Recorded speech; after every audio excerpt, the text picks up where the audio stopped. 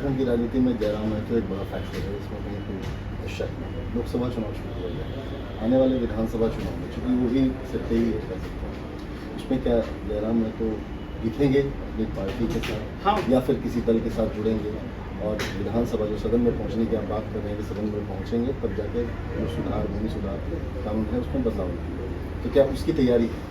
देखिए निश्चय ही है, जब हम लोग केंद्र में जाएंगे तो भूमि सुधार कानूनों की बात करेंगे, क्योंकि इसका केंद्र का विषय है। जब राज्य में आएंगे तो हम स्थानीयता की बात करेंगे। और देखिए सबसे पहली बात, ये एक भ्रम फैलाया जाता है 1932 मतलब बाहर के लोग इस देश, ऐसा नहीं। 1932 की जरूरत कहाँ होगी? पहला बात एकदम साफ शब्दों में 1932 या फिर खतियान के आधार पर स्थानीय नीति। इसका मतलब ये थोड़ी कहा कि आप जो गैर झारखंड के लोग हैं यहाँ रोजगार नहीं करेंगे, गैर झारखंड के लोग यहाँ काम नहीं करेंगे, गैर झारखंड के लोग यहाँ कुछ करेंगे नहीं, आवास नहीं बनाएंगे। इसका मतलब है खतियान आधारित स्थान नीति का मतलब जब नियोजन नीति बनेगी उसमें एक लाइन इंक्लूड किया जाएगा स्थानीय नीति, यानी जो 3rd और 4th ग्रेड की नौकरियां हैं। इसलिए इस भ्रम से बाहर आइए। हमारे लोग भी लाखों की संख्या में महाराष्ट्र में, तेलंगाना में रहते हैं, तो ये यदि इस राज्य में कहीं के लोग रहते हैं तो उनसे हमारी कोई शिकवा गिला नहीं है, बस हम स्थानीयता का लाभ वो नहीं ले सकते हैं। जिस प्रकार हमारे लोग महाराष्ट्र में स्थानीयता का लाभ नहीं लेंगे, हमारे लोग तमिलनाडु तेलंगाना में स्थानीयता का लाभ नहीं लेंगे, उसी प्रकार जो गैर झारखंडी लोग हैं जिनका अपने राज्यों में भी संबंध है और यहाँ भी वास करते हैं, वो स्थानीयता का लाभ नहीं लेंगे। यानी स्थानीय नीति को इंक्लूड किया जाएगा नियोजन नीति में। जमीन खरीदने में 1932 के खतियान की जरूरत थोड़ी है, या फिर आपको किसी अस्पताल की स्थापना करने के लिए, किसी एजुकेशन को पाने के लिए, किसी विद्यालय की स्थापना करने के लिए, कोई ऑफिस या चेंबर खोलने के लिए ये जरूरत पड़ेगी जब राज्य स्तर की यानी झारखंड नाम से संबंधित जो भी नौकरियां होंगी उसमें इसकी मांग कर रहे हैं। और अगर इसकी मांग कर रहे हैं तो क्या गुनाह कर रहे हैं? तेलंगाना ने तो सीधे 371 के तहत सारी नौकरियों को रिजर्व करके रखा है, कर्नाटक ने रिजर्व करके रखा है, पूर्वोत्तर भारत ने रिजर्व करके रखा है। तो यदि हम 3rd और 4th ग्रेड की नौकरियों में रिजर्वेशन एकदम 100% या फिर 90%, 85% अगर झारखंडियों की बात करते हैं तो क्या गुनाह करते हैं?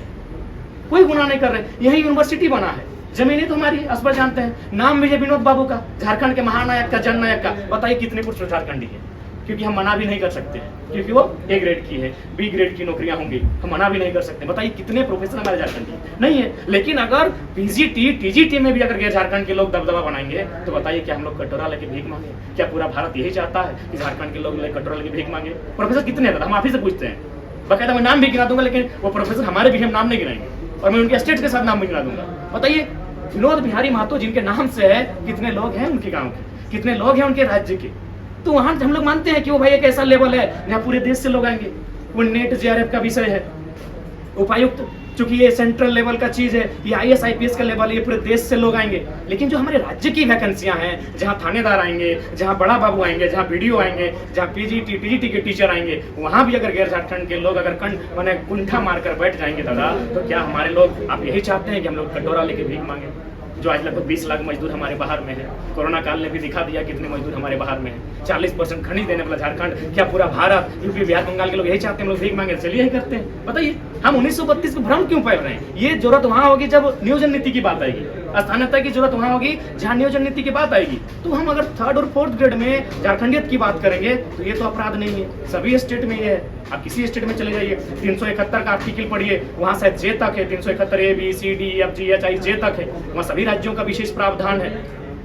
तो फिर जब सभी राज्यों का विशेष प्रावधान है तो हम अगर विशेष प्रावधान मांग रहे हैं, हम तो राज्य से ही मांग रहे हैं, अभी तो केंद्र पे चर्चा ही नहीं की है। जब दिल्ली हमारे सदन में सांसद पहुंचेंगे तो चर्चा करेंगे कि 371 की जो कॉलम है उसे आगे बढ़ाया जाए, वहाँ झारखंड को भी इंक्लूड किया जाए।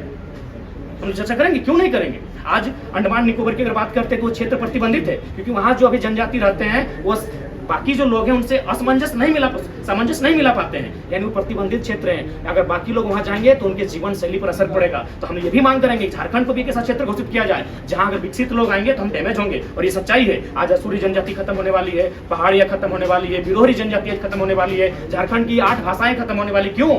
न विकसित लोगों के हमारे साथ रहन सहन से। इसलिए हम विकसित लोगों को सम्मान करते हैं, विकसित लोगों का आदर करते हैं, लेकिन हम उनके साथ नहीं टिक पाएंगे। ये सच्चाई है, और ये सच्चाई मैं नहीं कह रहा हूँ, बिहार राज्य के हाईकोर्ट के जज ने हमको फोन किया था।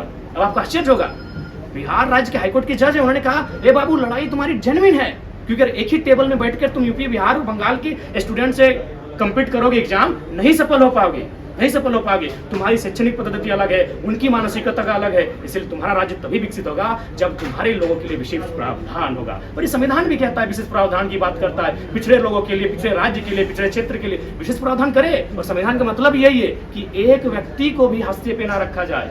ये हमारे देश के चीफ जस्टिस ऑफ इंडिया पूर्व में एम हिदायतुल्लाह, उन्होंने भी कथन दिया था कि अगर राज्य कोई पिछड़ा हुआ राज्य है, जो थोड़ा सा अविकसित राज्य है, तो बाकी जो विकसित राज्य हैं उनके लोग नौकरियों में भारी संख्या में आ रहे हैं तो बैरियर लगाए, वो कंट्रोल करे, उन्हें वो रोकने की जिम्मेदारी राज्य की है, ऐसा उन्हें करना चाहिए। डॉक्टर राजेंद्र प्रसाद ने भी 1937 में वर्किंग कांग्रेस कमेटी को इस बात का स्पष्टीकरण दिया था, यदि भूमिपुत्र को अपने राज्य में अपने भूमिपुत्र होने का आभास ही नहीं होगा तो फिर इस राज्य के गठन का क्या मतलब होगा। उस समय भारत लगभग 15 प्रांतों में था, एक प्रांत क्यों नहीं था? कभी ये नहीं हो सकता एक प्रांत भारत। भाषा अलग है, हमारी भौगोलिक स्थिति अलग है, बिल्कुल कारण वही है, हमारी भाषाएं अलग है, हमारा पहनावा अलग है, हमारा रहन सहन अलग है। तो हमको इन बातों डाइवर्सिटी का हमको ख्याल करना होगा, और यही भारत की सुंदरता है।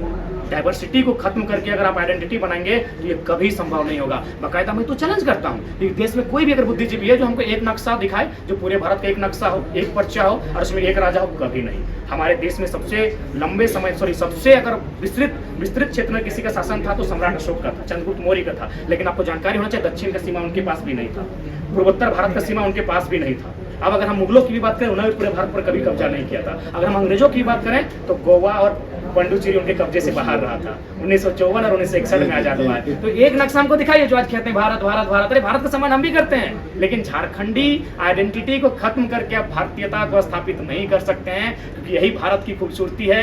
अलग प्रांत इसीलिए बने हैं, अलग बोली, अलग भाषा, अलग रहन सहन, अलग खान पान, अलग पहचान, यही खूबसूरती है भारत की। तो यही खूबसूरती के आधार पे आज झारखंड अपनी पहचान को स्थापित करने की मांग कर रहा है। जो बिहार से 2000 में हमारा अलग राज्य गठन हुआ है, 46% भूभाग 79,000 वर्ग किलोमीटर हमारे हिस्से में जो आया है, उस हिस्से में हमें फसल लगाने की आज़ादी चाहिए। बस हम यही चाहते हैं। बहुत बहुत शुक्रिया,